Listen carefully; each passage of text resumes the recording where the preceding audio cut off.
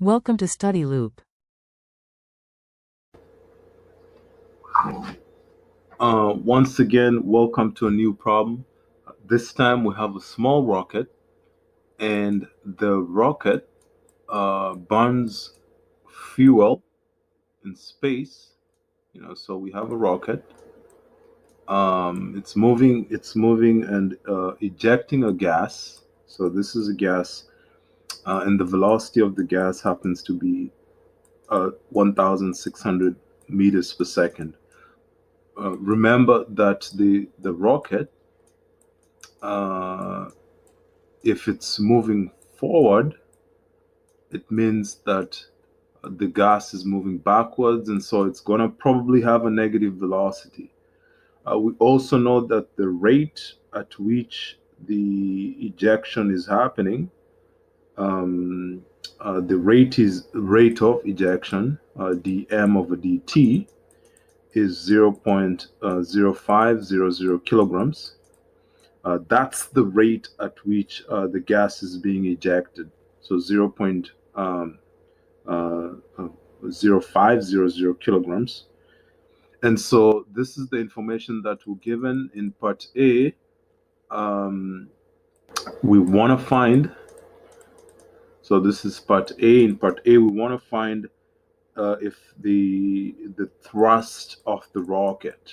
Okay, we want to find thrust of the rocket. That's this. And it's a specific force that's thrusting the rocket forward.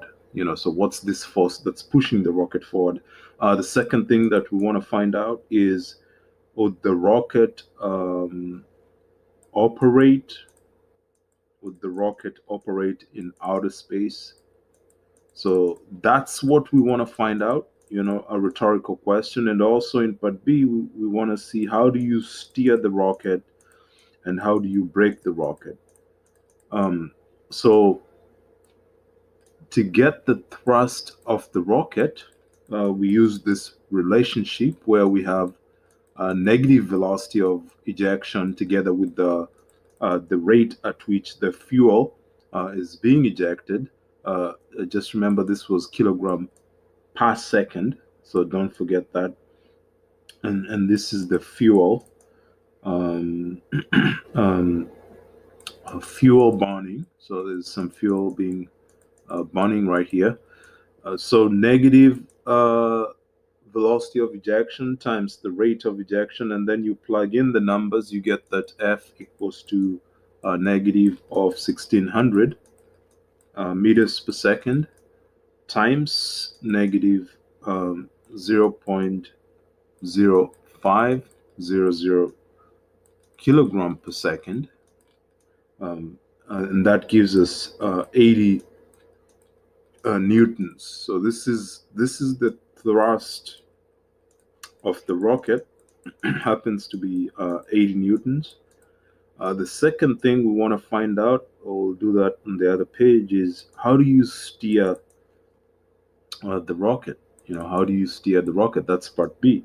So, or before steering the rocket, can the rocket move in outer space? So we'll say the rocket, the rocket's motion depends on the thrust force, and therefore it can move in outer space, uh, since it's not dependent on the atmosphere.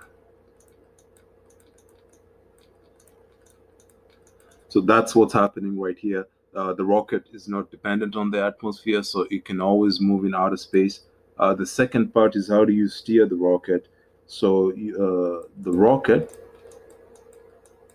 the rocket is um,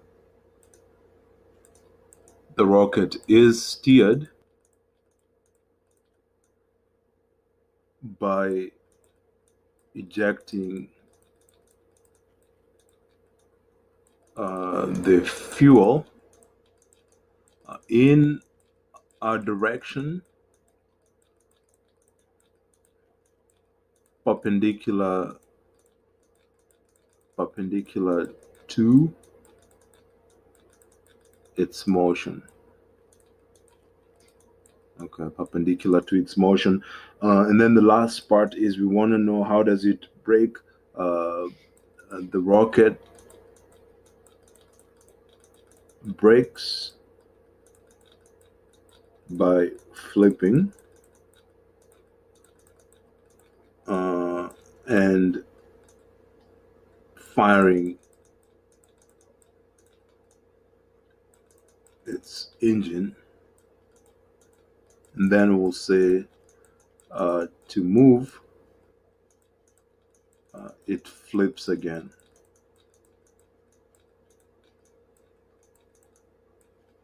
So once again, we have this problem where we wanted to find out the thrust force. We use this formula for that. F equals to negative V ejection. This is kind of like the ejection velocity. And then this is the rate of burning the fuel. Okay, so we put those two together. And then we're able to compute the thrust force, which is 80 newtons. And we also have other rhetorical questions that we're able to respond to. The rocket can obviously move in outer space because it's dependent on the thrust force. The rocket is steered by ejecting the fuel in the direction perpendicular to the motion. And also the rocket brakes by flipping. Hope you enjoyed the problem. Have a wonderful day and hope to see you in the next question. Okay, bye.